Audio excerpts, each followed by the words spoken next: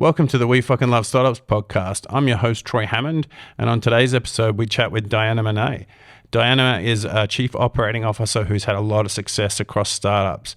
And as someone that works with a lot of COOs in the industry and knowing that they are such the glue of what a good startup is, I really wanted to get someone who is like the poster child of COOs in New Zealand to come in and actually teach us and educate us on what a good COO does. I think Diana does that a lot and a lot more. So enjoy.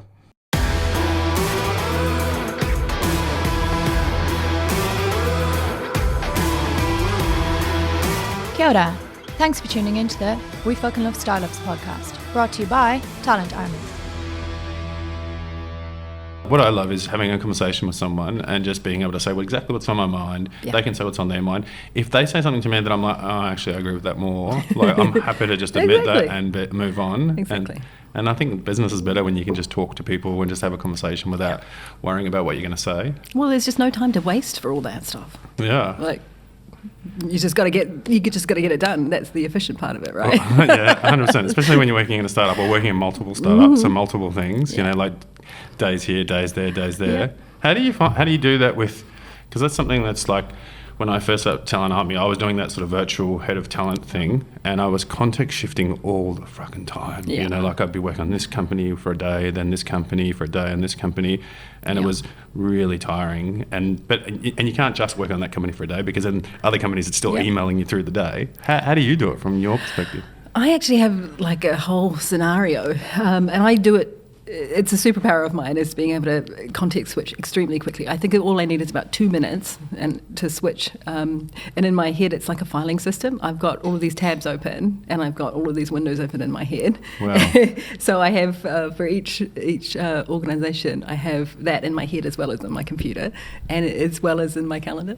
So it all aligns, and then I just like, wait, which window am I opening, and where was I last? And here we are, and off we go. So it's in my head, it's very easy, but I know that's not a common thing. So in my head, there's 500 tabs open, and there's music playing one of those tabs, and I can't figure out where it's coming from. Yeah, close all is what I do at that point, and then just regroup.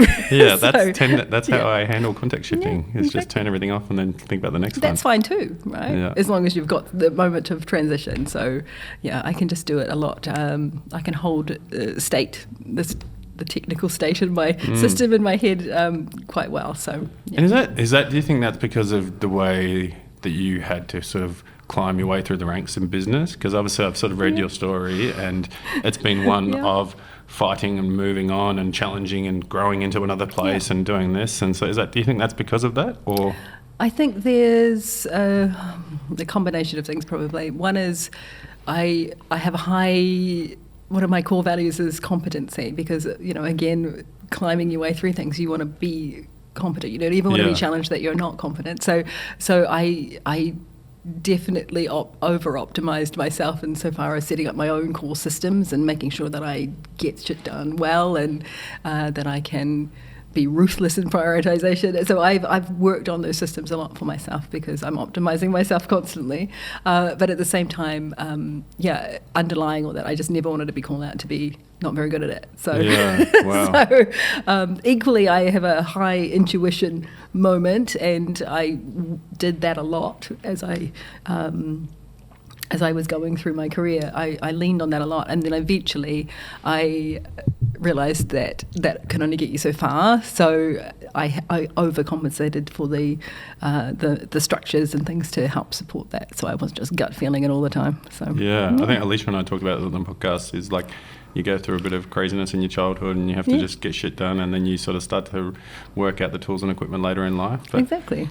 I guess for those that are watching or listening that don't know you, talk us through, where did you grow up? And oh goodness, I grew up at the top of the Catlins, which is if you were cupping the butt cheek of the South Island, I lived there. I grew up there, where all the waterfalls and beautiful beaches are. So I actually Googled it recently to see how big of a town it was, and there's only 800 people or something there. Like, that's really small. I had it bigger in my head. So that was Awaka, which is at the top there, and grew up there, living the rural dream for many years. And I had I was there until I was about 16, I think, and that's when all the drama happened, and then I got Yeah. out very quickly. So, So the drama was that you were pregnant? It was. I was at one of those scandals. And Small town scandal? Small town scandal. It was exciting times. It was one of those things that, wasn't planned, but dealt with it at the time. Yeah. Moved. What did Diana quickly. want to do before that? Did you have an idea on what you wanted your career to be? Well, yes, because I was kind of at that stage of choosing those types of things and going off to university. And at the time, it's interesting, I was still of a generation then that I wanted to be an architect, and they wouldn't let me do tech drawing because I'm a girl. And they're like, wouldn't you feel more comfortable doing sewing? And it's like, no, I really want to do that. Ironically, though, they wouldn't let me do tech drawing. And so I joined the very first computer studies class. Wow. And because they're like, that's for girls, that's fine. They didn't know the importance of that then in the early 90s. So, got stuck into computers reasonably quickly, which now, ironically, is what most of the world is running on. So Yeah. And so what do you do then at 17, pregnant? I have had a little girl. Yeah. How do you then just say, well, shit, this is what I need to do now? Well, it was actually a really... It sounds bad to a lot of people, but at the time, it wasn't as bad as it could have been. Yeah. You're in a moment where you can either say this is the end of me or this is the beginning of it. Yep. So I said, well, I can't really go much further down in people's expectations.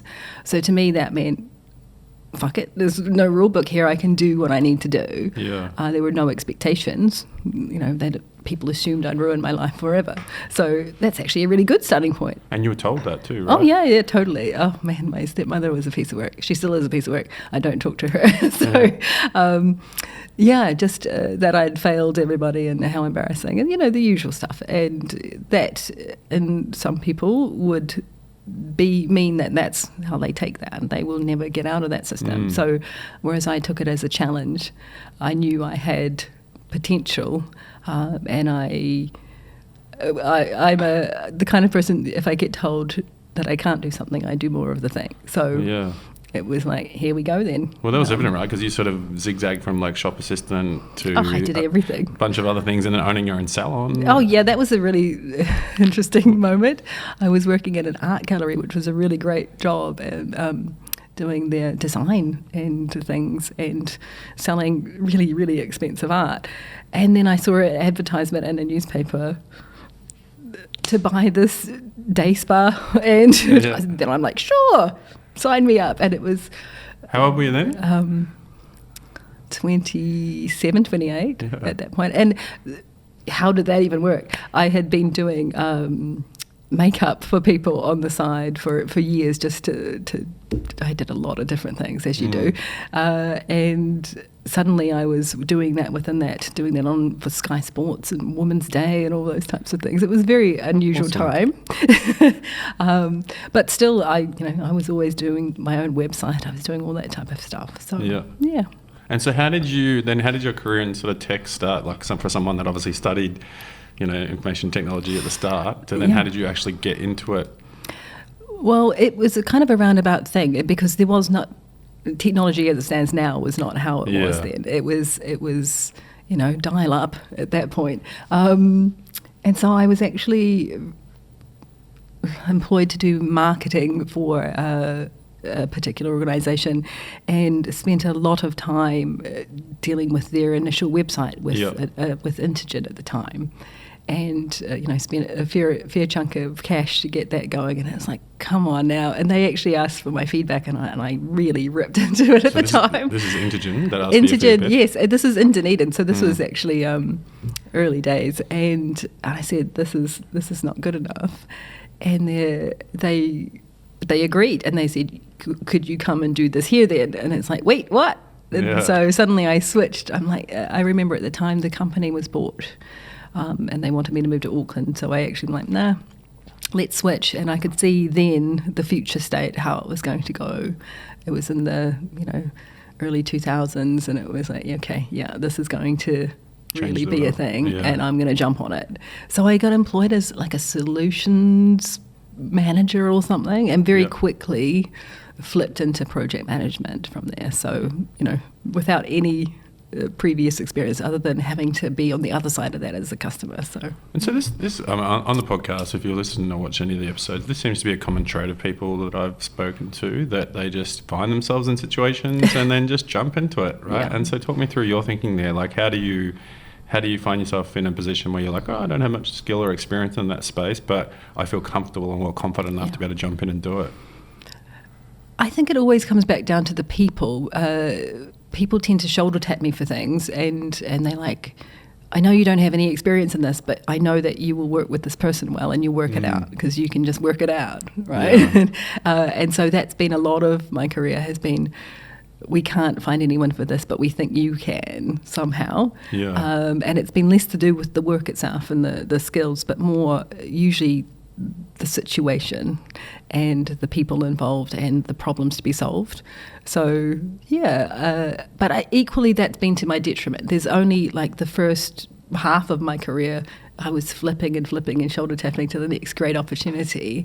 And it was not long ago that one of my mentors said, what do you actually want to do on purpose? Yeah. And I was like, I don't know, whatever anyone wants me to do. And he's like, that's wrong. Straight line? Is this the straight line moment? Yeah. And he's like, the fastest way to get anywhere is in a straight line, rather than just, oh yeah, I guess I can do that. Sounds cool. So can you define that? Because I think that's a really cool statement. Yeah, he. This was Alistair McLeod, who's well known around here as well, and he's like, what do you want to do when you grow up? And I was like, that's good. No one's ever asked me that. I've never considered it. I'm just assuming someone will shoulder tap for something cool. And once I actually outlined, I was like, well, actually, I want to be a COO. Yeah. This is... Why a COO? Like, talk me through why. What did you see about that? Truthfully, I was like, I want to be at the top of this. Yeah. But I don't want to be the CEO. Yeah. And then I'm like, well, I couldn't be the CFO. Yeah. That would suck. So I went literally through all of the different C-suite things and looked at the list of things. It's so embarrassing thinking about it now. And like, well, if I had to be one of those, it would be that. Yeah. This was before all of the different XOs out there. And I'm like, right, so what would I have to do to become that? Yeah. And set that path. And honestly, made that straight line, put in how I'd have to transition through all of that, and got there in half the time that I was planning. So that was great. Awesome. And so this is while you're working at Silver Stripe? Yes, this was while I was working at Silver Stripe, and I was there for about 7 years, which is really kind of a long stint for me. Yeah. I did about 5 different roles, saw opportunities, this needs to happen, this needs to change, can I do that? And just keep growing and moving and doing. So I think I was getting to the top of that tree as well, and it's like, what else? What is it? What is it I'm actually doing here? So off I went. Awesome. And then you moved to Trade Me. Well, I went to a startup. I went to Common Ledger briefly. Yep. You'll probably know that one. Carlos and the team, Yeah, and a great team. And I went in there to one of the founders who was leaving, so I kind of glommed to that. No, it was the other one. Yeah. I can't remember his name. Oh, that's terrible. And got in there and kind of saw where they were at and got some processes and things in place. But then quite quickly realised, runway was very shortening, hadn't quite got product market fit at that point. So sorted out how a safe way of keeping that going, and then kind of made myself redundant in that sense. So, but I was really pleased that they are obviously doing really well. Yeah, that was your first taste of early stage startup. Exactly. And it also made me realise a few things about that, is that it was too soon for the type of role in the timeline of things. So timing is everything. Yeah.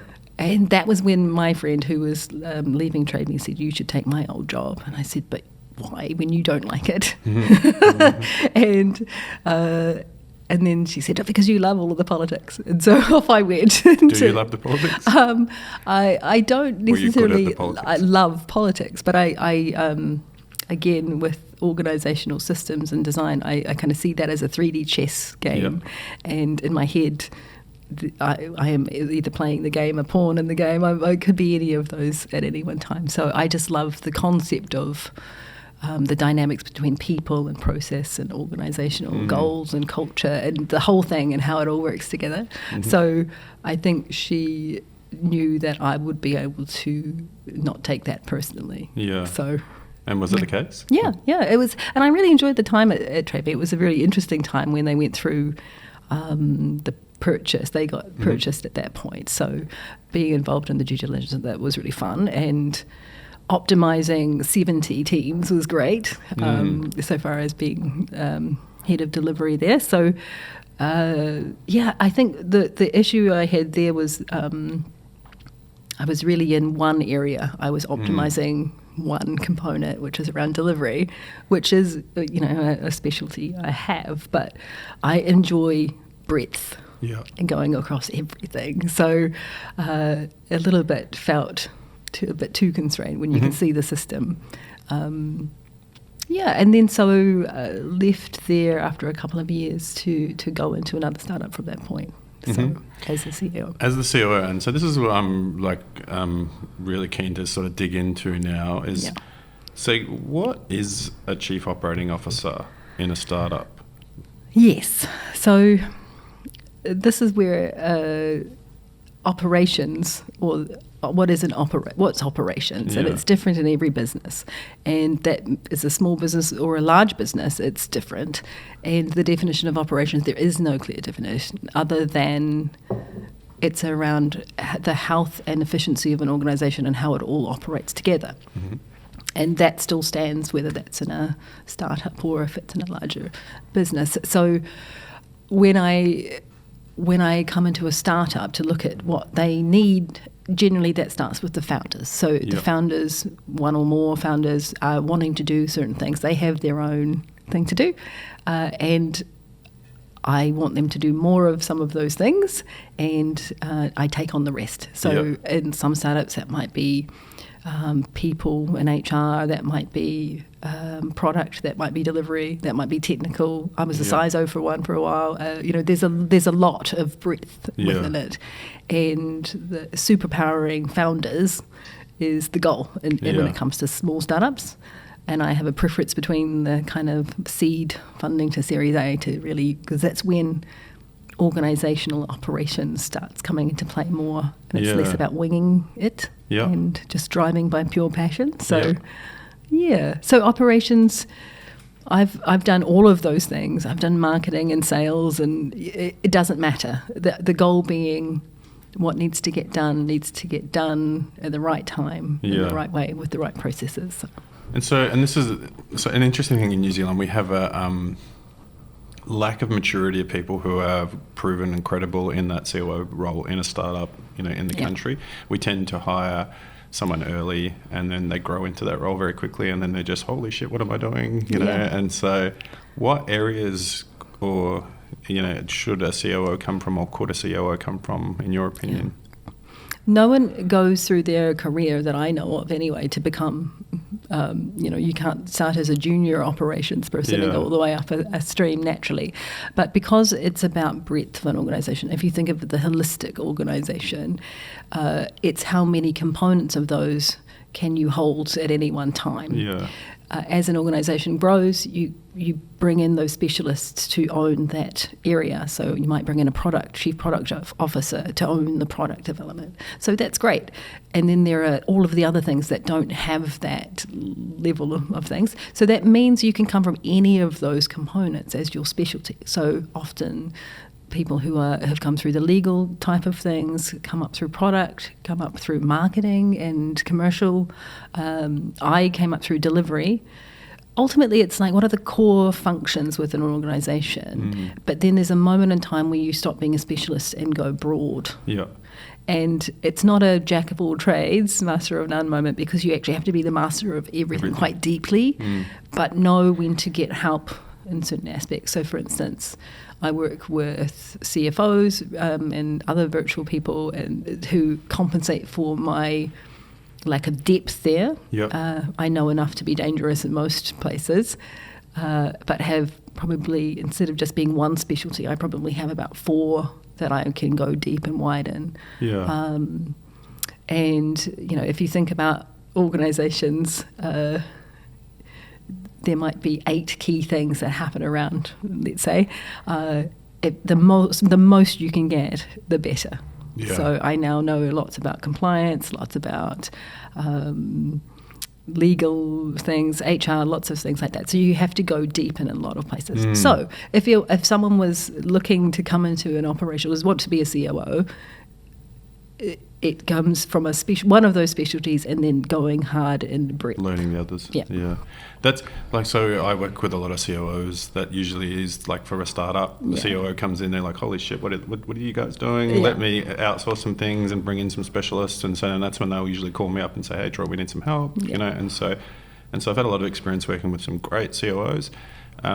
They, for me, usually are the glue that holds a startup together. And they, like, when I walk into their office, they're usually juggling 18 balls, and the other exec team is juggling 2 or 3 in their speciality, Exactly. which is good.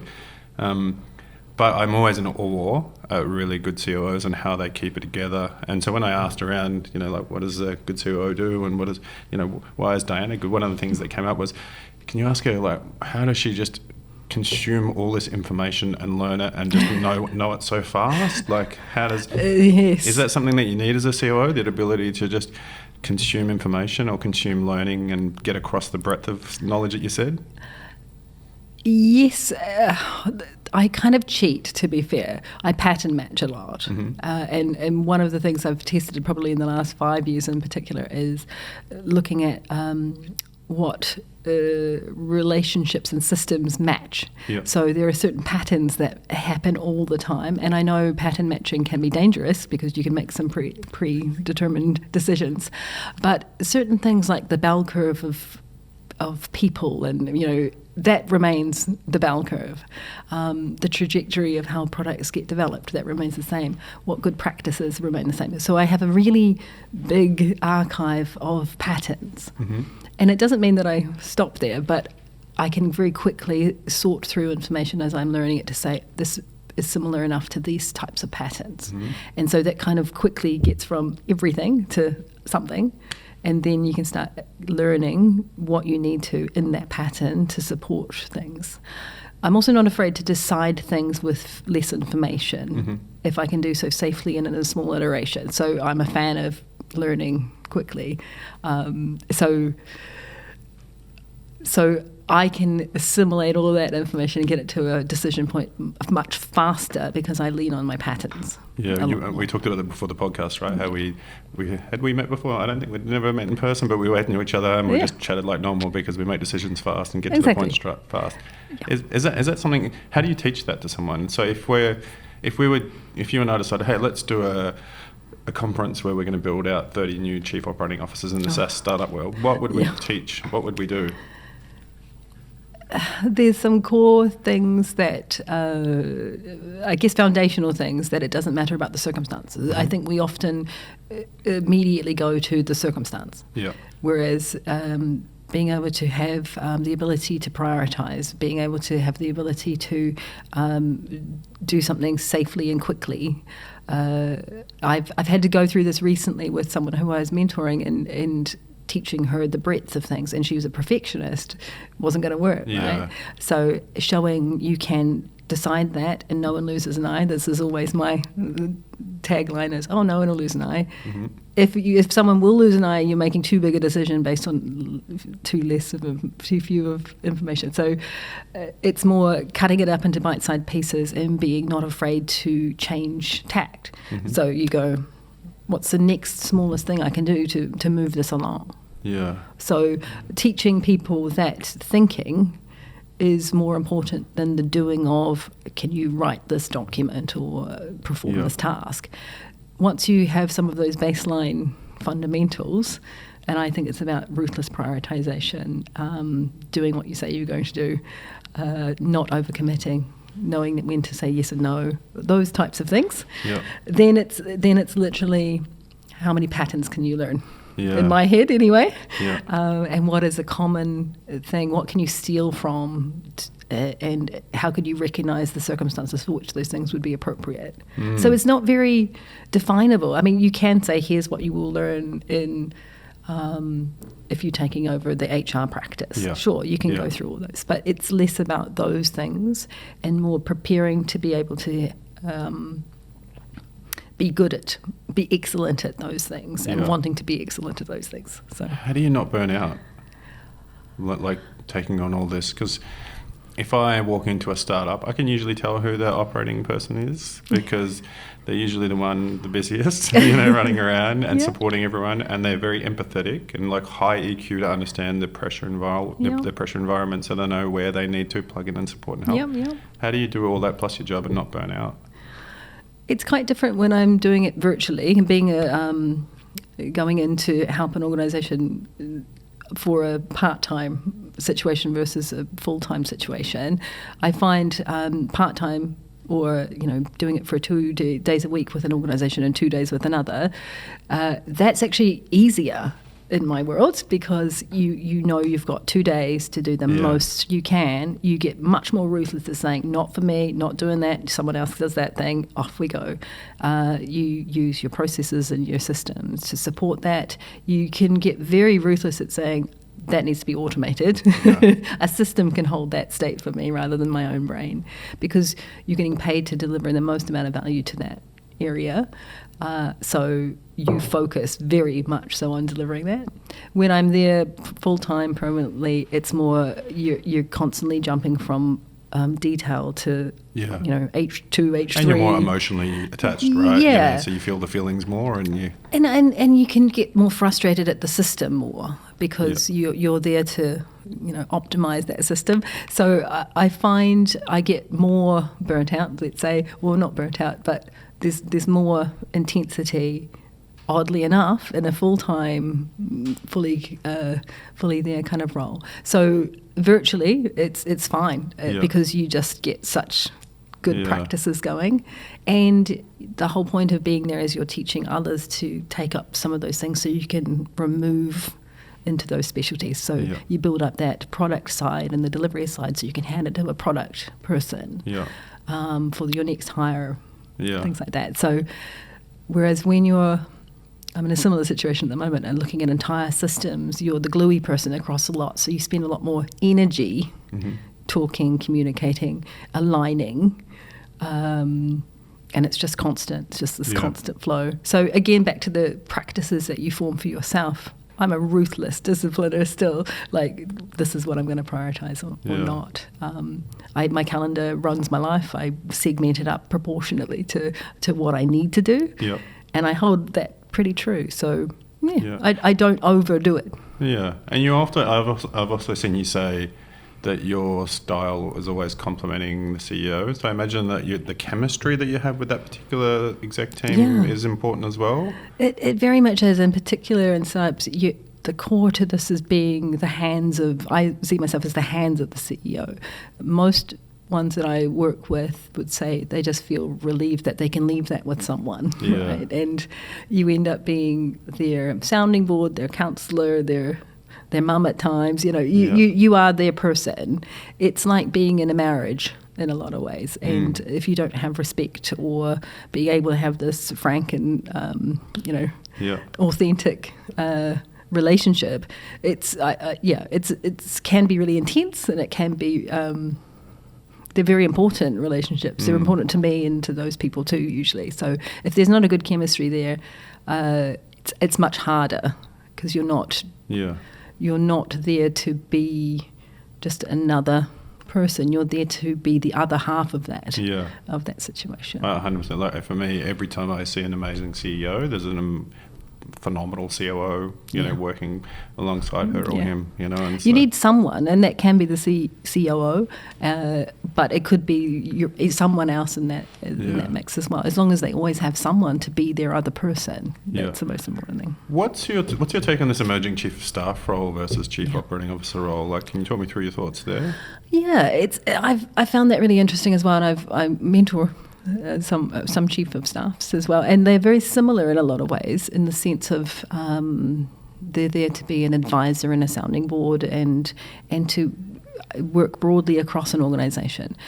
Some organisations don't necessarily want another or have a need for operations, and they get worried about the name there, and having your exec team be a certain size is important. So having a chief of staff which is kind of adjacent to that is really useful under those circumstances. Very similar still what they're doing, but just and to be fair, it's actually a really good model sometimes, because having someone look broadly at the system consistently while the execs own their areas means that you're kind of neutral, and you can call some of those things out a little bit more.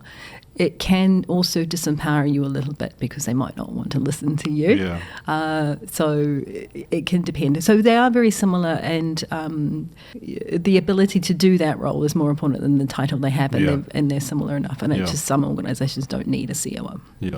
So then, if we're getting back to your career movement then, so you're leaving Trade Me now to go into a startup. Talk me through, how do you understand if that relationship, if that chemistry is good, and what did you do, and how do you do it? That's interesting, actually. Or do you just throw yourself into it and figure it out? Well, it always starts with a coffee. I have a lot of coffees, and some who I've met, I know it's just not going to be a thing, and I don't necessarily think that's because of me. It's just it's not going to work, but I will happily find people for which that will work. So it's more important to have the right mix. You should always be trying to design your people as an entity together, working together rather than individuals. So sometimes I'll say, I'm not the person in that mix, but I know the person who will be. Whereas sometimes I can clearly see that what I can do will be exactly right for that. And I do need to believe in the person and what they're trying to do. I'm not a fan of just working in organisations getting paid for it. Why would you work in a startup for that? Like, you need to believe in the mission, right? But equally, I don't like people who are bullies. I don't like people who are working their staff to death. I don't like that environment. And if I can see that they have done that accidentally and they need to move out of that, that's good, and I can help them with that. But if they are built like that, I will be not working with them. So, but it's again, to processing things pretty quickly. I know within quite a short period of time whether it will work or not. Same with me. I can have a coffee with someone and go, it's I want to. Nope. Yes, you're my people. Again, I'm not looking though for people who I like. I haven't liked all the people I've worked with, but because it's not about that. It's about, as a whole, will this be better? Will this combination be even more than what it would be? So what is it? So I'm the CEO of a company that you've had a coffee with, you like or dislike, but you think you're the right fit for. What are you coming in straight away to do? Talk me through, like, what are you, 30, 60, 90 days? I tend to spend, I never make them commit originally, because they often don't know what they want, and it still might not be true.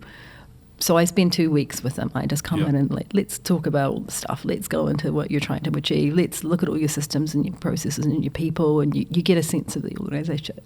And then I tend to say, well, now I've been here, this is what I would do next, and make a bit of a plan.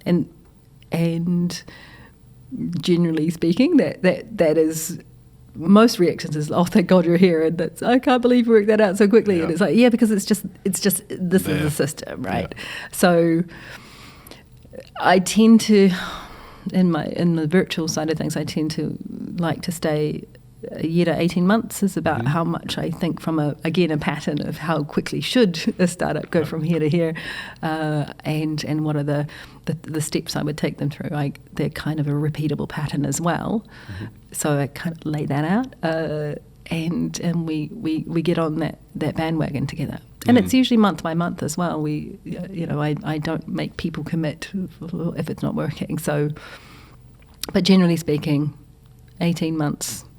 Find my replacements, because at that point you've made it successful enough that we can hopefully sustain a full exec team. So What are some of the things that you find straight away that founders are doing or the exec team are doing that they just shouldn't be doing? Like, is there any sort of key things that you're like, oh, fuck, they're doing this again, you know?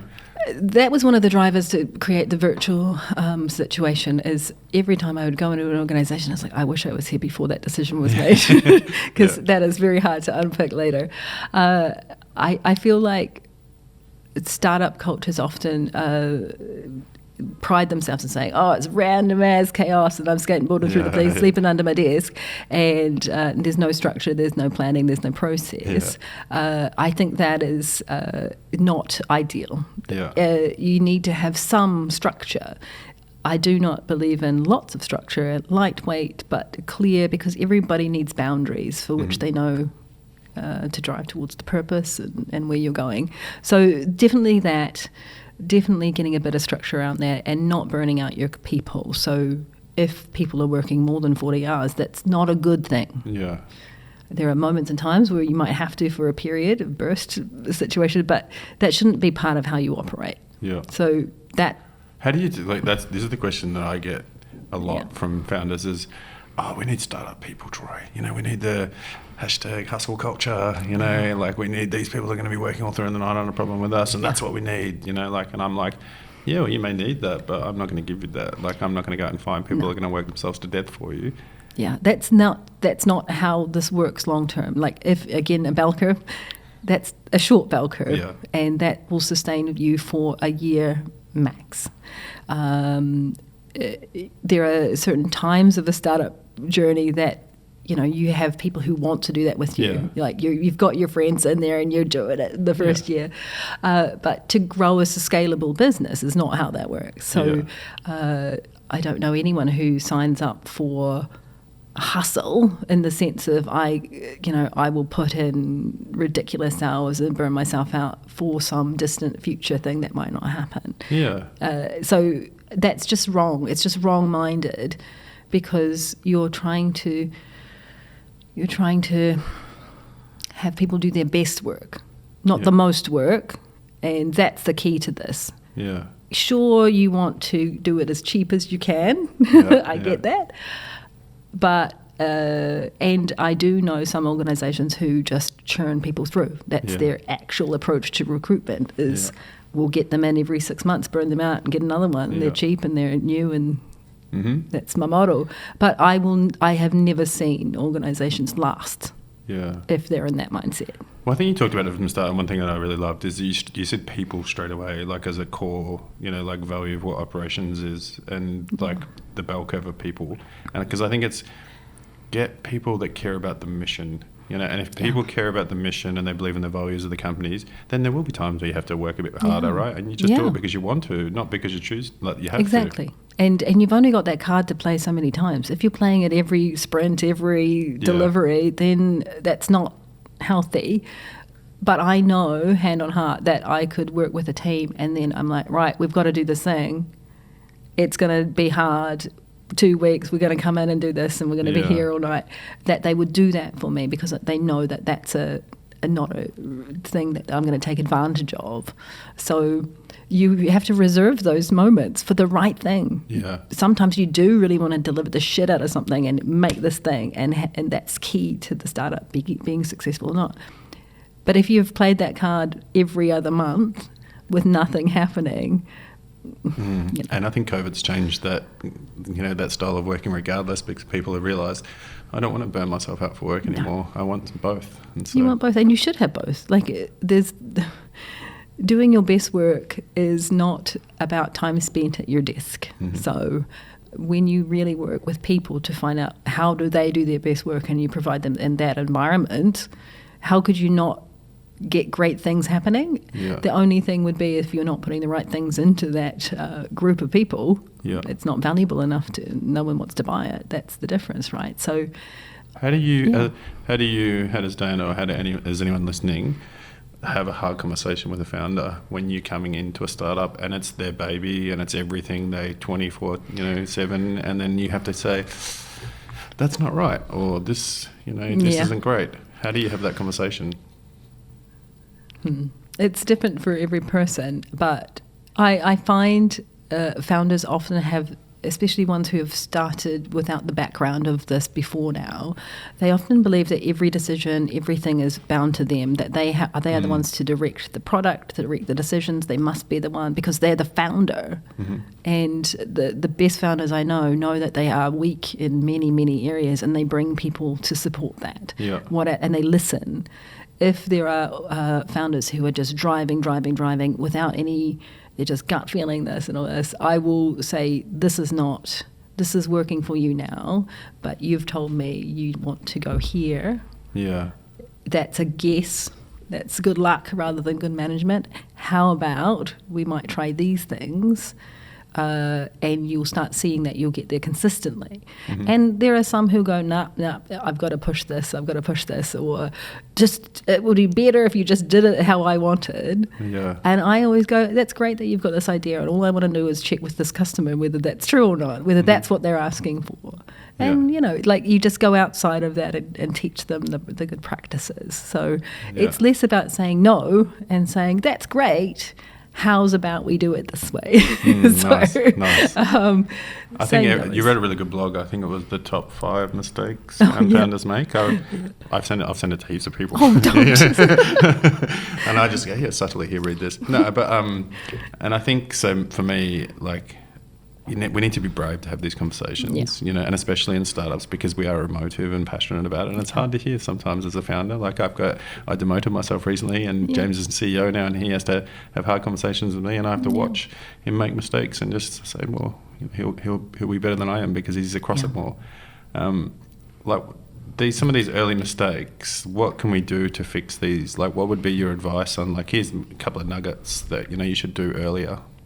So again, to the people side, often startups, you're prioritizing just getting the work through and testing these things, and it's like survival mode. So often you don't focus on growing those people. You don't necessarily think, what's your professional development here?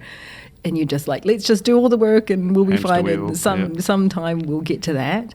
I think, again, it's about building that culture of wanting to be there, knowing that you, as a boss, as a founder, your biggest component is helping others do their best work and remind them of the vision, where they're trying to get to. So I would say I would reprioritize some of the things for founders or for at least leadership, is if you focus on the people and you have a really clear direction, they will work out the solution. And we often just get on with solutioning, because we're trying to sell the thing, do the thing, make the thing be the next biggest product.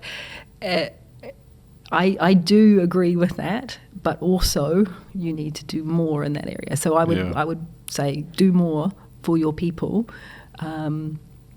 That's probably what I would do first. I think get support. If a founder truly will be great, they have a network of people that they mentors have. And again, virtual roles came about so that you could get that access to that without having to employ someone with it. And I always find really great founders have that great network. Whereas if I talk in that initial copy and say, who have you got around you? They're like, it's me, and I'm driving it. It's like, okay. Red flag. Good luck with that. You go drive that then. Whereas if someone says, I've got this great advisory board and I've brought these people in for some of the time to help me with these things, you can tell they're thinking about the things that will help make it grow as business. You do often not know everything as a founder. You're coming from a space that is usually not startups. It's, there's this problem I want to solve. So the second you realize that and think this is a technology product, or this is, and you need to bring those people in, do that much sooner than you can afford. Any way you can. So, and you'll find a lot of people who've been in the business for a long time will gladly do that. They just need to be asked. Do you think that's something we just don't do enough in New Zealand? Period. Like we don't ask for help. We don't get mentors. We don't. Because for some reason, because you think I've had this idea, I've gone out and become this founder. It means I must do this myself, and that's not true. I think a lot of the time for me, because I'll get founders call me late at night and just be very vulnerable. Usually it's after 8 o'clock if they call me. I'm like, oh, this is going to be an interesting call. Yeah. And they can be vulnerable with me because I'm an external person that's sits in the middle and watches it go around. Yeah. But then they just unload and like, oh, I need help with this and things with this, and I'm like, well, you should talk to this person, you should do this, and you should do that. Yeah. But they're just so scared to tell people that I don't know everything. And Yeah. I'm like, fuck, no one knows any. I don't. No. Like I'm making shit up half the time. Exactly. And I don't know why this expectation with founding startups has existed so long. Yeah. Like, it's just not true. It's just not true. And even founders I'm meeting now who've been in the business, 3, 4, 5 years, they still are holding so tightly to that. And it's like, how are you doing this just for grit and determination? Why are you not dead? Like, this is just not healthy for them, but also that's not how you build businesses. Yeah. Like, they are startups, but they're not startups forever. Mm-hmm. That's not the goal, right? Mm-hmm.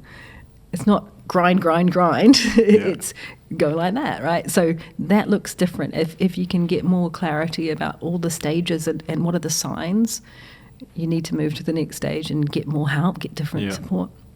I think timing is everything in startups.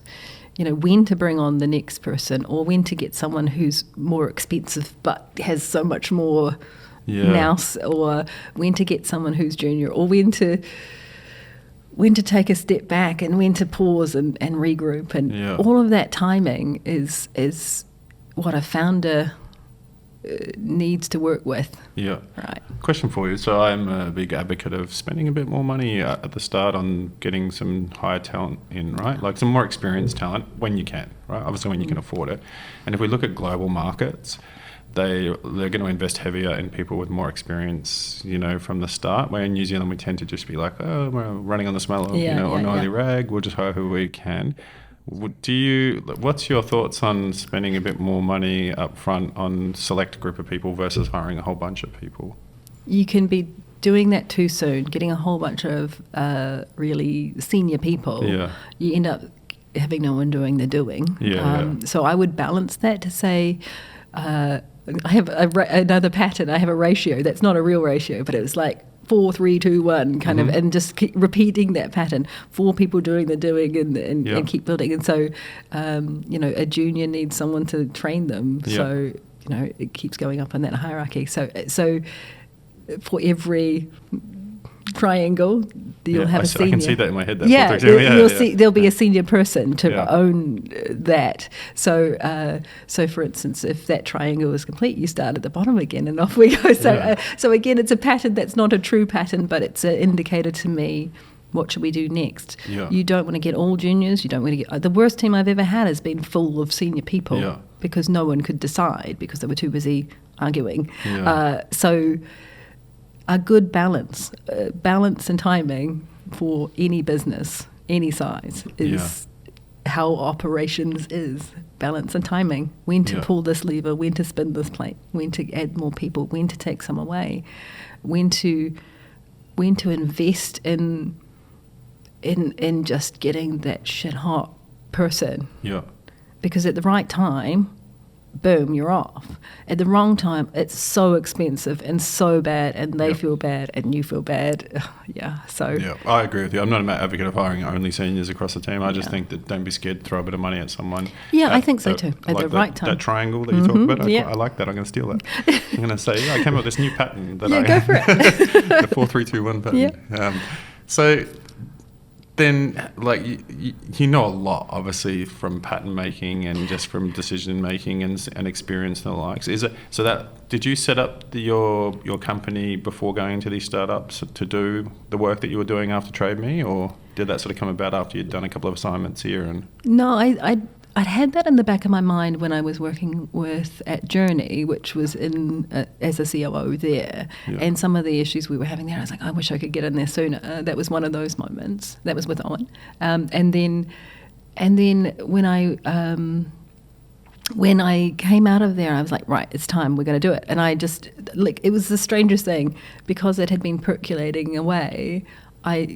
sat down, wrote the website, wrote the business plan in one night, and it's remained, and it's exactly how I thought it would be. I wish I could have done that. It was crazy, and I was like, I should really go back and look at that. I'm like, no, it still stands. The BizOps Agency? Yeah, the BizOps Agency. We'll put the website below. Exactly, and it's more because it's more of an outcome of so many years of this, that it's like, well, this is the need, and it doesn't mean that won't adapt and change, but the principles and the patterns are the same all the time, and people have got, surely it's different. It's like, yeah, it is different in different places, but the pattern, the underlying thing, if it's a startup, if it's a technical startup, very similar, enough to start with something. So yeah. And do you feel the bug about like creating this company for yourself? Like, does that feel like a startup that you're building now, or is it like always going to be a service that you just like doing? I have two things in my mind at the moment. Is it's not scalable, for one, and startups need to be scalable. And mine is more of a startup support, like a network who can support those things. What I've been playing with in my mind for some time is, how do I create the actual group of COOs? Yeah. Is it about teaching a group of people at a certain time to become this? Is it a school? I don't know what it is next, but it is not scalable when it's, as you just said, you could hand choose them around the country. Mm-hmm. I could name them all for you, and that's not enough. Yeah. That's not enough to have that impact. And imagine if there were people who did this intentionally. I did it accidentally. Almost every one of us has done it accidentally and evolved to that. Whereas imagine if it was just like how you grew product people. Like, imagine if that was out there. And it's just not. I'm really passionate about this topic, so I'm really keen to talk about it. Yeah. Like, let's do Summer Tech. Ruth, get her on the phone. Summer Tech Ruth would be great with this. Yeah, Summer Tech for like operations people, right? And I think throw them intern, get 4 different 3-month stints in companies, but they have to do a different domain every time. And just learn the craft. I was thinking so many different. I was talking to Bruno as well from Avid. Mm-hmm. He's onto it too.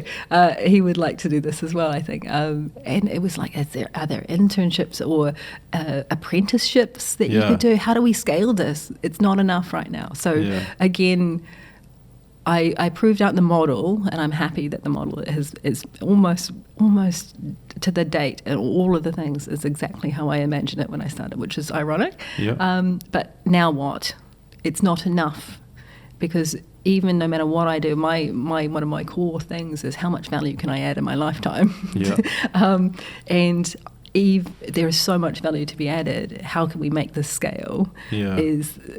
I think I would die happy if that was a thing. So Well, I think for me, because I'm exposed to so many different COOs, and I see some fantastic ones, and I see, don't get me wrong, no one's ever terrible at their job. People are just under-equipped, and so I think, how do you scale that function? How do we grow that function? How do we do that? Yeah. And so people like yourself talking on this podcast, like Ruth or whoever we do it. But I think.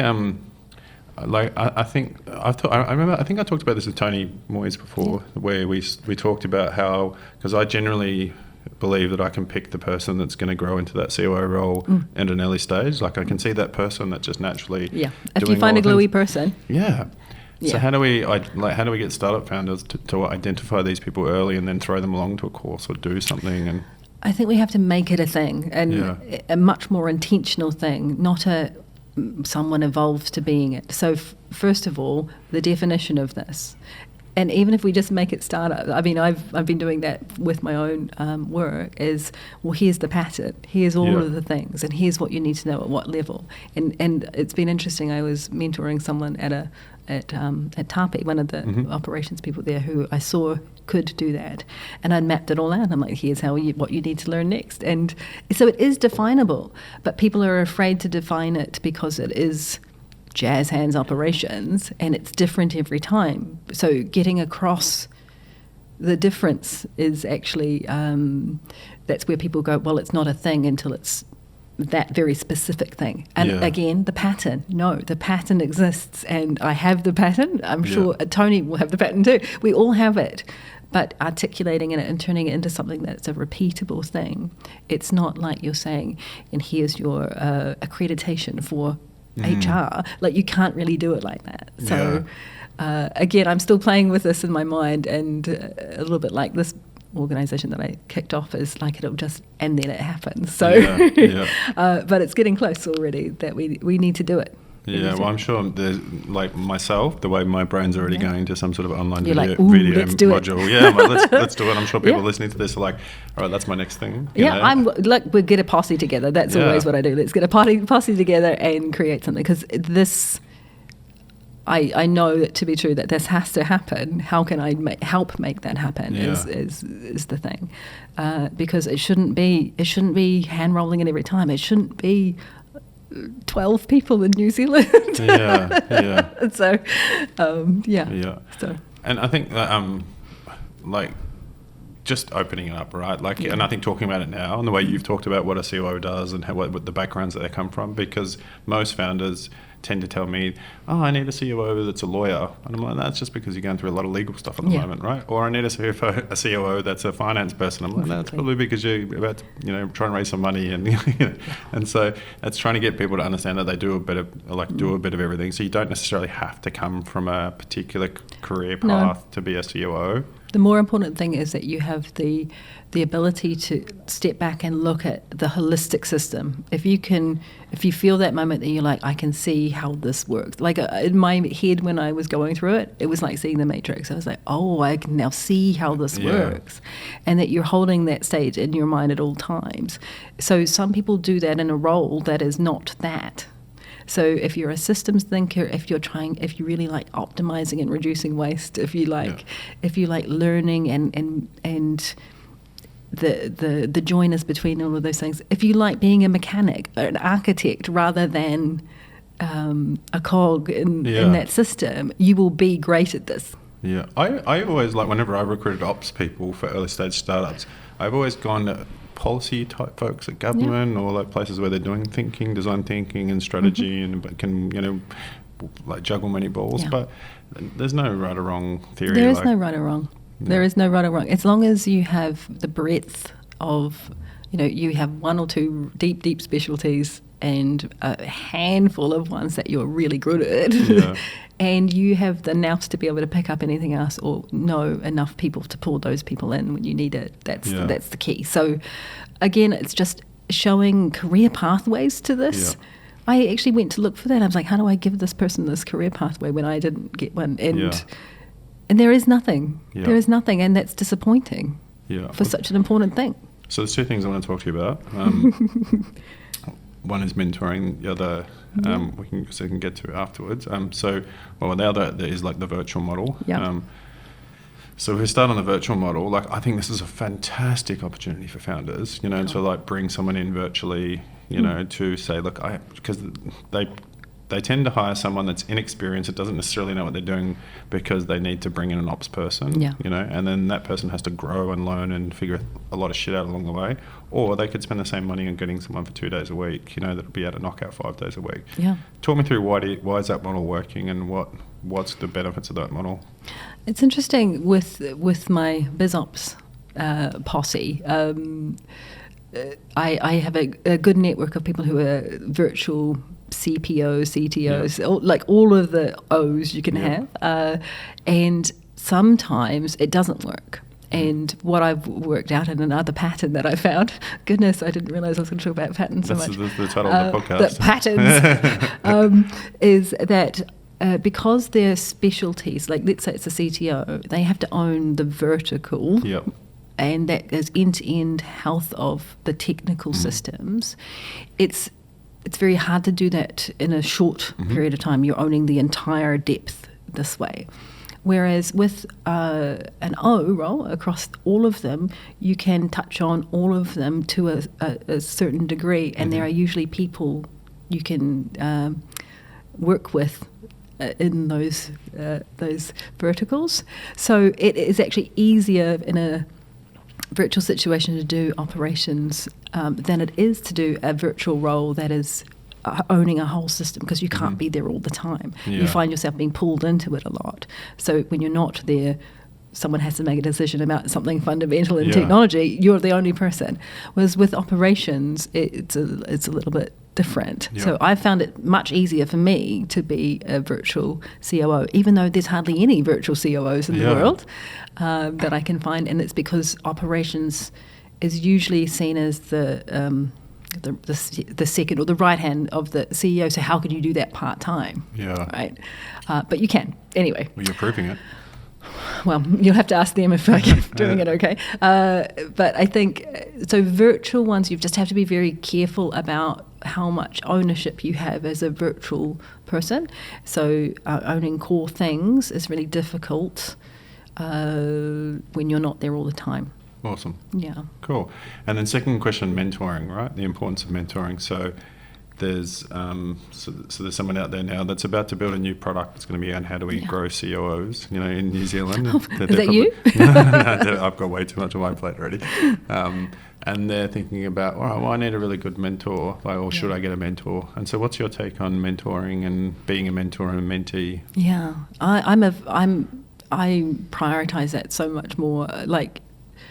I just wish I had those people myself. Imagine how much easier it would be for you if you had those people, right? And here we are dragging ourselves, we're in our 40s now doing, it could have been so easy, so much easier. Ask anyone. I'm a fan of mentoring women in tech. Māori women, I will prioritize them over anything else. Awesome. So if anyone, I currently have 3, so as many as I can handle at any one time. But growing and supporting those people, it's the most important thing that you can do if you have the ability to give that. Yeah. So if you're thinking of becoming a mentor or would love to do that but don't know how, just put it out there and say, hey, does anyone need help on this? And that can be advising or mentoring or just being a sounding board. It doesn't have to be a big commitment. Well, the best mentors just ask questions, right? Yeah. They don't give you all the answers. They just help you to figure it out a lot of the time. Yeah, and I have, I guess, in the people I work with as a mentor, is some are, well, here's how you do it, because they are at that level, and some are, what do you think? And some are, how do we become great at this, so it is different at each level, and I'm happy to give people what they need. But again, just thinking that you're going to be in there and going, well, I'm the golden god of this thing, is not how a good mentor is. And it comes from what a mentee wants. And people who want to be mentored need to be brave and understand what they want to know next, and find the people who can help them do that, rather than be sheepish about it or not have a plan. People I find will gladly give their time if it's not wasted, or if it's done with purpose. So make a plan. What do you want to know next? Again, that straight line. Where are you going? And what do you need to know? And who do you need to know to do that? I'm a fan of boosting all of these people up, because if I hadn't been given opportunities for someone who was an uneducated, miserable failure at 17, I wouldn't be doing this, right? So. Gee, your daughter must look back now and think, wow, what a mum, hey? Oh, God, she just turned 30. It's so scary. It's like, holy crap. She fought, she's like, I don't want to be doing what you do. And now she's pretty much doing what I'm doing. So, is she? Yeah. She's a Scrum Master, hilariously. That is hilarious. And so just to coming back to, you touched on Māori in tech. This is something that I'm like, the movement feels like it's really just amazing at the moment, in terms of so many different Māori founders popping up left, right and centre and being supported. And I know government, after going through this, all the government tender, they're 30% of the tender was weighted on how people are supporting Māori in technology and the likes. Awesome. I'm like, fucking great. So is there any innovators, is there any people out there that you know of? Is there anything that you just think wow, this is cool, people need to hear about this? You have no idea. The Māori economy is massive and international, and I'm working with MedService at the moment on their business transformation, and Francine Vettori, she's the Pārahi of there, and she is just on fire. They're starting Māori tech situation over in San Francisco, billeting people out into the technology Really? things, Oh, millions awesome. and millions of dollars spent. It's just so spectacular what is actually happening. Yeah. But there's this vibe that we must shepherd them along. Yeah. No, Māori are deep in tech, Yeah. doing amazing things. Yeah. And we just need to think about being good treaty partners, really. I know that sounds weird, and it's not a government thing. It's more just there's the 3 Ps. What is it? Protection, participation, and partnership. If we work with organisations under those terms, it's brilliant. It works so well, and just learning so much more about that and how to best empower the stuff that's already happening and get out of the way, really. Yeah, that's the cool thing, right? Is empower people and get the fuck out of the way. Yeah, you know? exactly. And I think we're now in that tipping point now where there's so many people who can turn up to be anything now. Yeah. You know, and anyone can be a tech founder, anyone can be a software. I met a guy at a conference, and if he's listening to this, please remind me who you are because I really want to get him on the podcast. He was building a software platform that would help people in prisons get into the technology industry. Awesome. And so they could do modules while they're in prison so that they could learn and come out with an accreditation and try and get them into software or get them into. And so he was Māori, and he was particularly passionate about getting Māori prisoners, into like opportunities outside of gangs and outside of, and I just thought, man, that's just fucking amazing, like. Oh man, there's so much happening. I mean, you'll know Hiria as well at Amber. Yeah. Yeah. Keep supporting all of those wonderful people out there doing really great things, and we just have to look further than the tech startup scene. The scene is very driven by a particular mindset, and there's just more and more layers than are just promoted and visible. Yeah. And they're doing much better than some of those other organizations. So such good stuff happening. Awesome. And last question, this is the one question I ask everyone at the end of the podcast, is what makes you happy?